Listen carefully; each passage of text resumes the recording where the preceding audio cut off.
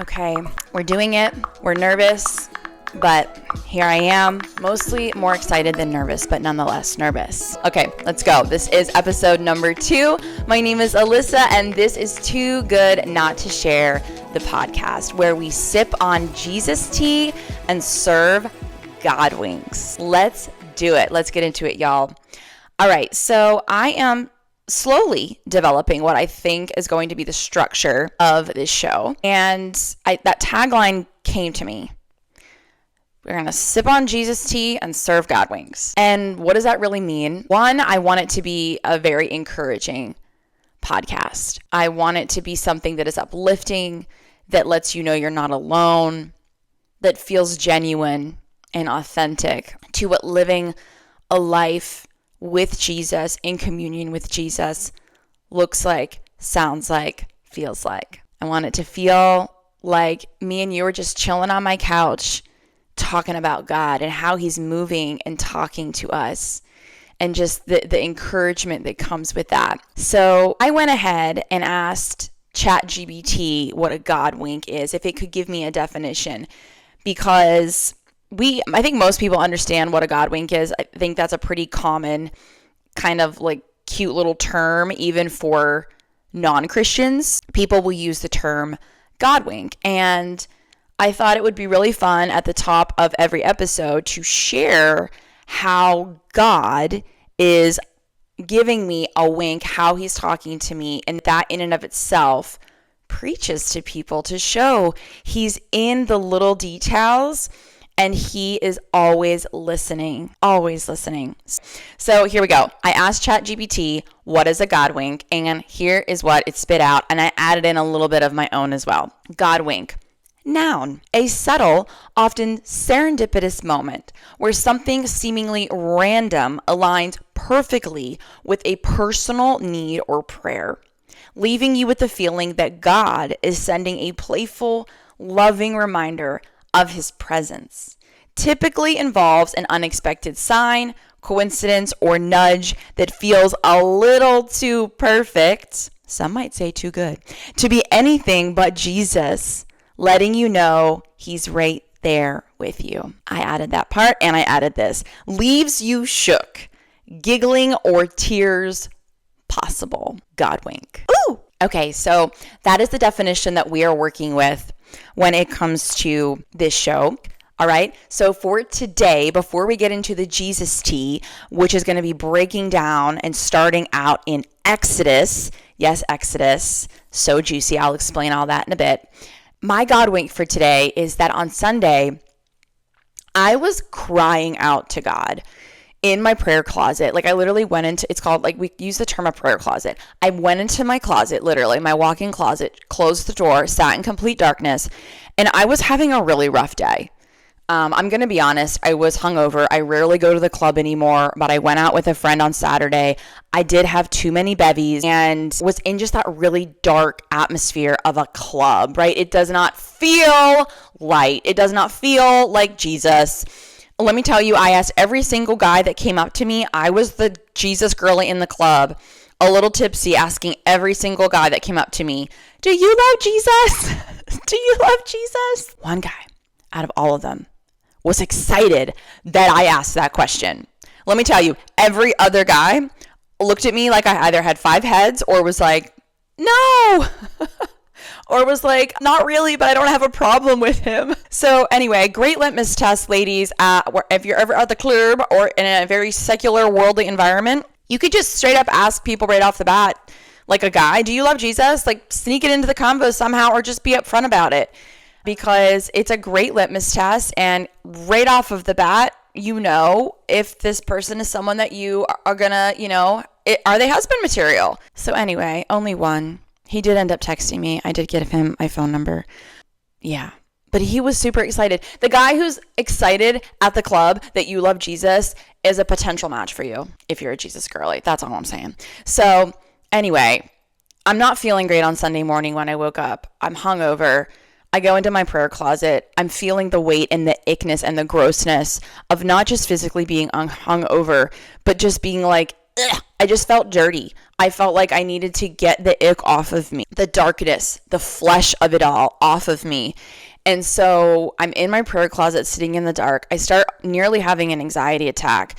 I just was really feeling the enemy, literally by that I mean Satan, pressing in on me, making me feel really gross, like the enemy making me feel condemned.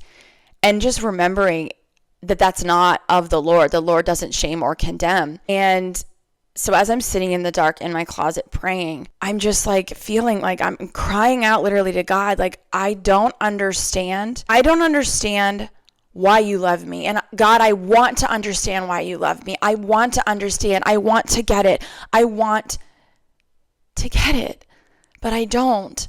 And can you please help me to understand and help me to feel it? Because I think that it would just break off so many chains of needing external validation and needing to feel liked or loved or chosen by people, by men. I just want to feel it, Lord, and crying this out to him. And then the song The Blood had come on, side note, and the one line that stuck out to me was that God's love is a gift that is freely given. It's not something that you earn. It's not about being deserving or worthy, because we're not. We're never going to be perfect. But God's love, he just loves us anyways. It's not about earning it.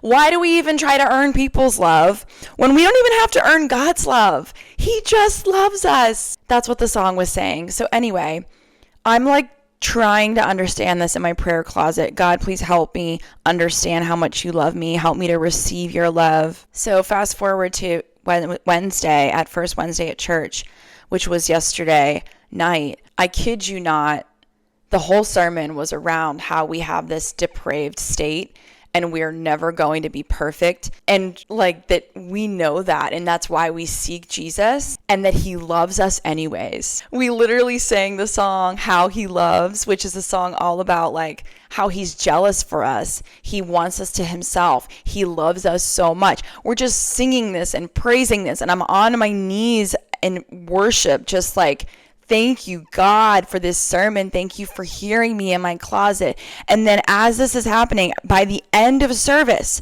I kid you not, I look and I realize this person was there the whole time, but I didn't even notice the God wink until the end. To my left peripheral, a girl is standing there with her hoodie, and the back of it says, I hope you know how loved you are.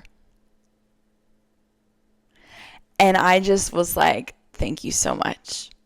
Thank you so very much for loving me, for helping me not to miss that and not to miss how much you love me. And even during the sermon, the pastor had all the young adults go up to the front of the room. And that was people ages 18 to 30. And let me tell you, I was feeling some type of way. I was feeling old because I'm 34. And I thought, gee, I'm not a young adult anymore. I'm just an adult. But he said, there's an anointing over the young adults. I truly believe this generation, there's a huge revival. And he instructed, this is at a mega church, mind you, so it's like a huge amount of people. And he says, I want all the adults to put out your hands and receive the prayers of these young adults. And they're going to pray for you. And I want you to receive it. And I just boo-hooed cried because I was like, God, you are so good. I asked you to help me understand and receive your love. And here I am with all of these young adults praying for me, the person who was feeling a moment ago old. And do you see what I mean? Like, this is a God wink. All of that was a God wink. The hoodie, the songs, the sermon, the young adults praying for me as I reach out my hands to receive his love in their prayers. Ooh. So that's the God wink of the day. I hope you know how loved you are. You don't have to earn God's love. It is a gift that is freely given. So how could you ever need to also go and earn it from people? Whew. Okay, that's the God wink of the day. Moving on. I have my notebook here so I don't forget what we're going over. let's go into the second part of the show, which is now the Jesus tea. I also was so mistaken that I thought that this show would be like really short. I don't think it's going to be able to be really short because sometimes the God Wings take a minute to share. So unless I start breaking up the episodes into like some of them are going to be God Wings, some of them are going to be Jesus tea, maybe we'll end up doing that. I don't know, but we'll see how it rolls. I wanted them to be 20-minute or less episodes. Maybe they turn into more like 40 minutes. We'll see. I welcome feedback as we figure out the formatting. So part 2 of this is the Jesus tea. As I said, we are going to be breaking down Exodus. And Exodus is one of the first 5 books of the Bible, what's in Hebrew known as the Torah. And that's the first 5 books. And Exodus is, the reason I chose it is because while it might seem like, but this podcast you said is a lot about the gospel, right? And the good news. Why aren't you starting with one of the gospels? Matthew, Mark, Luke, or John? Well, good question. I have an answer.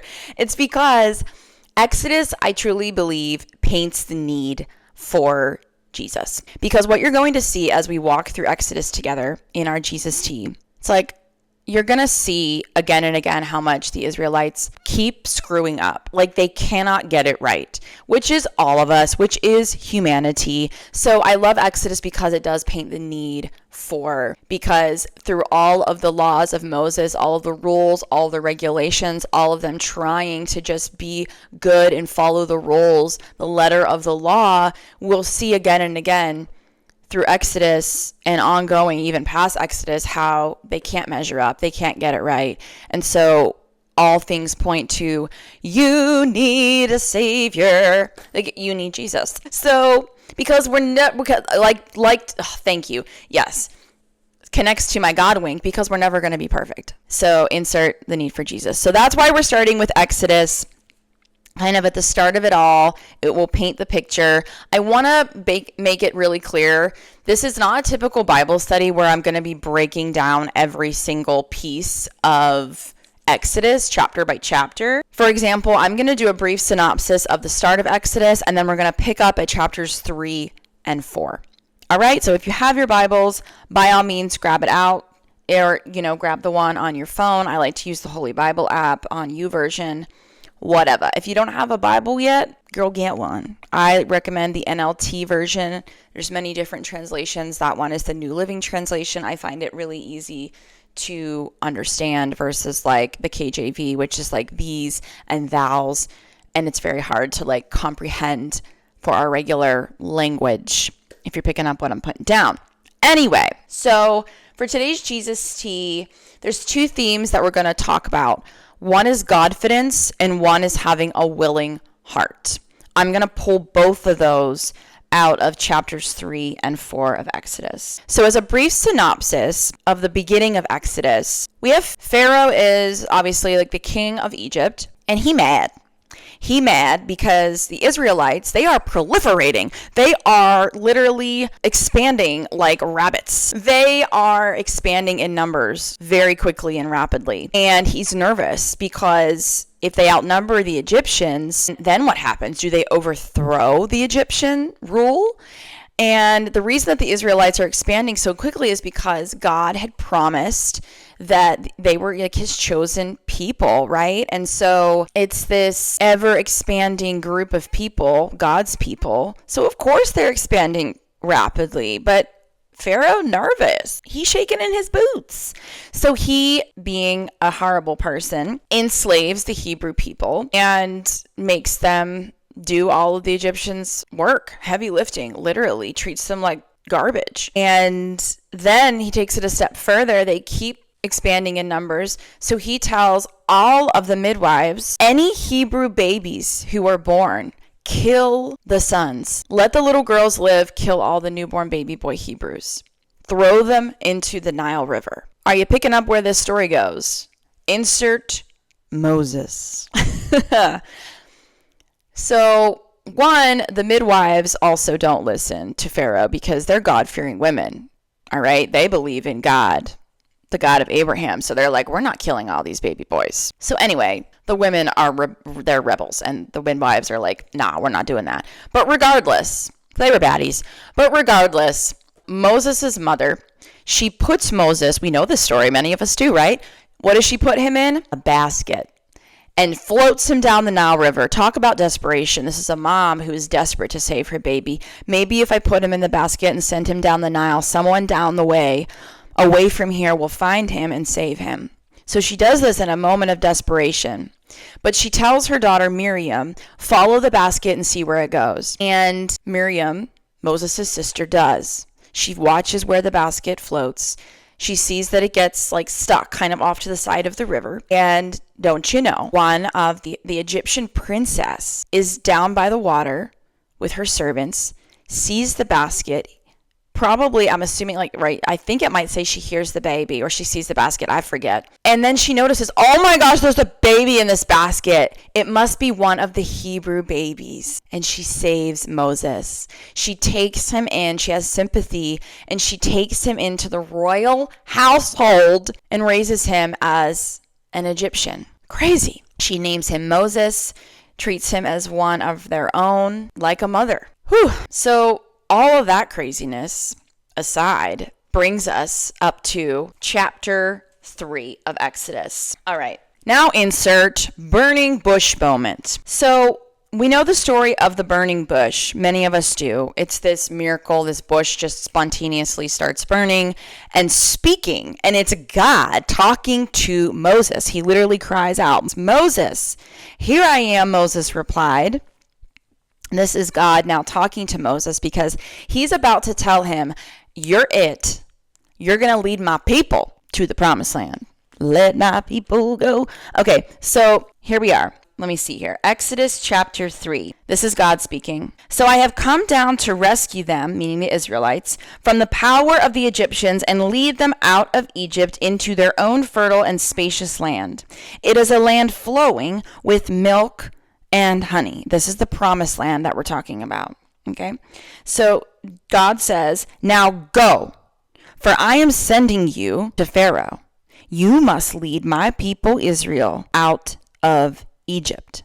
Okay. Now here's where our Jesus tea really gets going and where we start to tie in our themes of the day of Godfidence and a willing heart. Verse 11, but Moses protested to God, who am I to appear before Pharaoh? How many times have we said that in our lives? Who am I? Like, I can't do this. Who am I to lead the people of Israel out of Egypt? He don't get it. He's like, not little old me, Moses, what? God listens to his protest. He tells him, I'm going to be with you, up to verse 14. Then I love this. God reminds him, this is an important point. God replied to Moses, I am who I am. Say this to the people of Israel. I am has sent you. Say this to the people of Israel. Yahweh, the God of your ancestors, has sent me to you. So God is reminding Moses of who he is, literally saying, I am who I am. I am Yahweh. Even though what was Moses doing? He was questioning, who am I? He was questioning who Moses was. He was focusing on himself versus who God is. Okay, let's keep going. So all through basically chapter 3, Moses is like, it's not me. Like he's protesting God. Into chapter 4, Moses still be protesting here. But Moses protested again. What if they won't believe me or listen to me? What if they say, the Lord never appeared to you? So then, God keeps talking to him and he tells him about throwing down a shepherd's staff and I'm going to have you perform this miraculous sign and they're going to know that it's me and blah, blah, blah. Like, right? He keeps going. Moses is just like got all these questions, right? We're into chapter 4. So here's verse 10. But Moses pleaded. He's still pleading. He's still protesting with the Lord. Lord, I'm not very good with words. I never have been. And I'm not now. Even though you have spoken to me, I get tongue-tied and my words get tangled. Tongue-tied here, we're not really sure. When I studied it, it could have meant like, did he have a speech impediment? Was he just like, I'm just not good talking in front of people? Not exactly sure. Basically, he's at the end of the day saying, I'm not good at speaking. I can't be the one who leads the people out of Israel, out of Egypt. I can't do this. Does it sound like maybe you at some point in your life? Yeah, okay. Then the Lord asked Moses, who makes a person's mouth? Who decides whether people speak or do not speak, hear or do not hear, see or do not see? Is it not I, the Lord? Now go.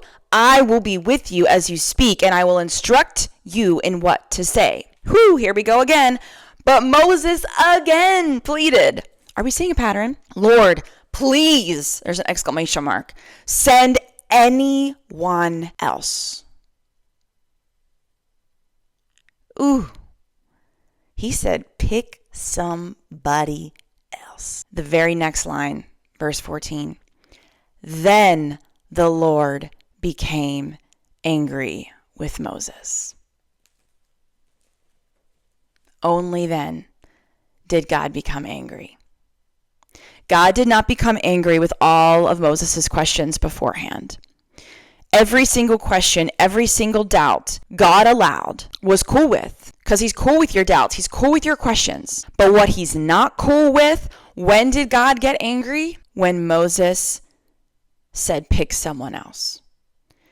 When the truth behind all of Moses' excuses finally came out, it came down to an unwilling heart. And that is what made the Lord angry, that Moses had an unwilling heart. Not the doubts, not the questions, it was the unwilling heart. So yikes. That's one of our themes of the day. Do you have a willing heart to be used by God? Do you actually? I don't particularly my flesh doesn't want to do this show. I've thought of a million excuses not to, but I am choosing to be disciplined because I believe I'm supposed to do this, and I have a willing heart. Even though my flesh is not willing, my spirit is willing.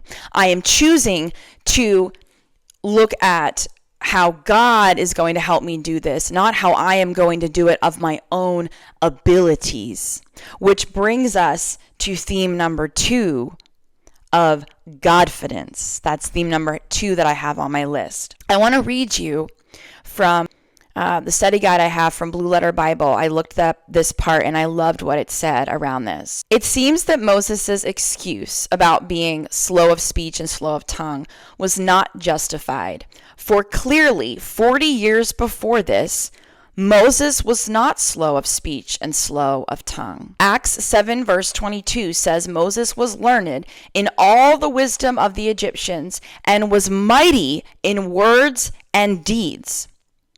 Those 40 years of eloquence in Egypt ended 40 years before this moment, the burning bush moment. For 40 years, that means that Moses only seemed to speak to sheep as a shepherd. And his self-confidence, keyword being self-confidence, was gone. It writes, but he needed God confidence instead. Boom! Godfidence. Moses was focusing on Moses, on what he could do, on his ability, on his speaking, on what he would say, not on who God was, not on Yahweh, the great I am who I am, the Lord who was telling him to go. He was focusing on himself, not on God. His self-confidence versus his confidence in God. Confidence literally comes from confidere, meaning with trust. Who or what are you putting your confidence and therefore your trust in? Is it yourself or is it God? In this moment, Moses was putting his confidence in himself and his own abilities, not in the God who gave them, not in the God who was telling him to go, saying, I pick you, Moses. He was literally like insulting and refuting and protesting as if God didn't choose correctly. So, Godfidence, y'all. Who are you putting your confidence in? What are you putting your confidence in? Is it you? Is it your money? Is it your career? Is it your reputation? Is it your friend circle? Or is it God? Is it Jesus? Full stop. So those two themes right there, a willing heart and confidence, we could pull out of Exodus 3 and 4. That is some serious Jesus tea that I don't know about you, but I want to sip on that all day. That is some good stuff. I want to steep in that. Because even after all of this, here's the thing. The Lord, finally, after this anger moment, he gives in and he's like, you know what, Moses? Fine. Okay. If you feel so unequipped, then how about your brother Aaron? He's a pretty good speaker. I'll use him as a teleprompter to speak the words, but I'm going to give you the words and then Aaron will speak them. The hilarious, not so hilarious, ironic thing that happens is that wasn't really a part of God's original OG plan, and it backfires on Moses because Aaron ends up becoming a major problemo, as we're going to see a couple chapters later, because the whole golden calf incident is going to come up. Yeah, and that's a major problem for Moses when they start idolizing a golden calf instead of the God of all gods.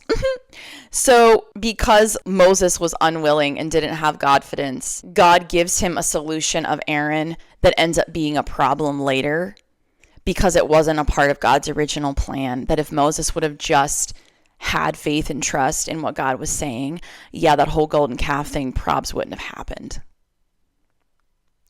Even that right there, yikes.